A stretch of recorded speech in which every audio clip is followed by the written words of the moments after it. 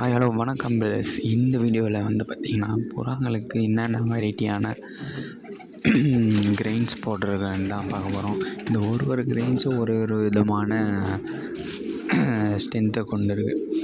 நான் உங்களுக்கு காமிச்சிருப்பேன் பாருங்கள். இந்த இருக்கிற கிரெயின்ஸை போட்டிங்கனாலே போதும், புறாங்களுக்கு நல்ல ஒரு ஊட்டச்சத்தோடு வளர்கிறதுக்கு இது ரொம்ப யூஸ்ஃபுல்லாக இருக்கும். நான் ஒற்றைக்கல்ல போட்டிருப்பேன், சிகப்பரிசி, அப்புறம் மூக்கடலை, வேர்க்கடலை, பச்சை வேர்க்கடலை போட்டிருப்பேன், பச்சை பயிறு போட்டிருப்பேன், உடச்சக்கல்ல போட்டிருப்பேன். இந்த மாதிரி தீனியெல்லாம் நீங்கள் போடும்போது புறாவுக்கு மேக்ஸிமம் டிசீஸிலேருந்து காப்பாற்றலாம். ஏன்னா டிசீஸ் வந்து உடனே ஃபஸ்ட்டு வந்து அட்டாக் பண்ணுறது உடம்பு இஞ்சிடும். ஃபஸ்ட்டு அதுக்கப்புறம் படிப்படியாக தீனி எடுக்காது. நம்ம போடணும் முதல் முறையே நல்ல தீனியாக போட்டான்னு வச்சுக்கோங்க, எந்த ஒரு விதமான ப்ராப்ளமும் வராது. அதனால் புறாங்க நம்ம தான் வளர்க்கணும், நம்ம தான் செலவழித்து தீனி போடணும்.